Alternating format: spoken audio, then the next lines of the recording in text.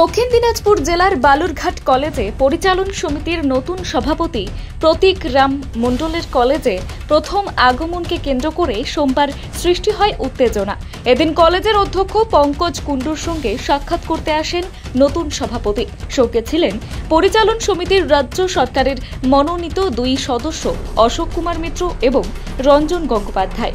অভিযোগ, তাদের সঙ্গে একাধিক বহিরাগত কলেজ চত্বরে প্রবেশ করেন, যাদের মধ্যে কেউ কেউ মদ্যপ অবস্থায় ছিলেন বলেও অভিযোগ উঠেছে।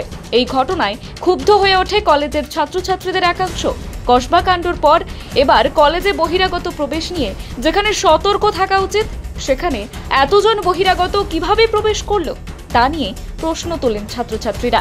এই ঘটনার প্রতিবাদে পড়ুয়ারা কলেজ প্রাঙ্গণে বিক্ষোভ দেখাতে শুরু করেন এবং নতুন সভাপতির কাছে ঘটনার ব্যাখ্যা চান। পরে খবর পেয়ে কলেজে পৌঁছায় বালুরঘাট থানার বিশাল পুলিশ বাহিনী। তাদের হস্তক্ষেপে পরিস্থিতি নিয়ন্ত্রণে আসে। এ বিষয়ে কলেজের ছাত্র প্রলয় দাস বলেন, আমাদের আপত্তি ছিল তিনি বাইরে থেকে বহু বহিরাগত নিয়ে এসেছেন। এখানে বহিরাগত নিয়ে এসে দাঁড় করেছেন মণি, সিঞ্জয় এই নামক দুজন বহিরাগত উন্মত্তভাবে নেশাগ্রস্ত হয়ে এসে এখানে নেশাগ্রস্তভাবে দাঁড়িয়ে থেকে বিভিন্নভাবে এদিক ওদিক ঘোরাঘুরি করছে। এই বিষয়গুলো আমরা চাই না। আমরা এখনকার কলেজের রানিং স্টুডেন্ট। আমাদের এই কলেজ প্রেমিসেসে, কলেজ ক্যাম্পাসে আমরা কাউকে চাই না। আমরা রানিং স্টুডেন্ট থাকবে, বাদ বাকি কেউ থাকবে না। কি কারণ এসেছিল? কারণ আমরা জানি না। ওরা এখানে দাঁড়িয়ে থেকে চারদিকে ঘোরাফেরা করছে, নেশাগ্রস্ত দ্রব্য। এইভাবে তো কলেজে আসা যায় না। এটা আমাদের কলেজ, এটা বালুরঘাট কলেজ। বালুরঘাটের একটা ঐতিহ্যবাহী কলেজ। এটা অ্যান্টি সোশ্যালদেরকে আমরা এখানে কেন ঢুকতে দেবো? জিবি প্রেসিডেন্ট তাদের সাথে এসেছে? অবশ্যই জিবি প্রেসিডেন্ট ঢোকার সাথে সাথে তাদের সাথেই এসছে। ভিডিও হয়েছে? খবর ছিল না। ওটা ভিডিও করা হয়েছে? তোমরা তারপরে কি করেছো? আমরা প্রিন্সিপাল স্যারকে জানিয়েছি, একবার না দুবার না বহুবার জানিয়েছি। তবে পরিস্থিতি নিয়ে ভিন্ন মত পোষণ করেছেন কলেজ কর্তৃপক্ষ।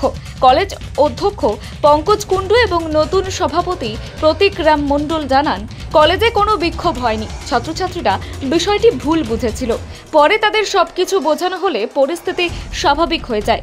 এ বিষয়ে কলেজের নতুন সভাপতি প্রতীক রাম মণ্ডল বলেন, ওরকম কোনো ব্যাপার নয়। স্যার কলেজের তরফ থেকে আমাকে চিঠি করেছেন, একটা সৌজন্য সাক্ষাৎকার প্রথমে করতে হয় জিবির, অ্যান্ড দেন জিবির মিটিংয়ের ডেট ফিক্সড হয়। আমরা সে বিষয়ে টেকনিক্যাল কথা বলার জন্যই এখানে এসেছি। না, একটা বিষয় হচ্ছে যে আমার সাথে এসছে আমাদের আর দুজন গভর্নমেন্ট নমিনি, তার মধ্যে একজন অশোক মিত্র মহাশয়, অশোক দা, আর একজন রঞ্জন গাঙ্গুলি মহাশয়, আমাদের রঞ্জন দা। আমরা তিনজনে এসেছি স্যারের সঙ্গে সেই সব বিষয় নিয়ে, কলেজের সামনের দিন কি করে চলা হবে সেগুলো নিয়ে কথা। ছাত্ররা কিন্তু একটা অভিযোগ তুলছে যে দুজন মদ্যপ অবস্থায় এসছে। ওরা স্টুডেন্ট, ওদের অভিযোগ এরকম কোনো কথা স্যারকে এসে ওরা বলেনি। আমি জানি না আপনাদের কি বলেছে।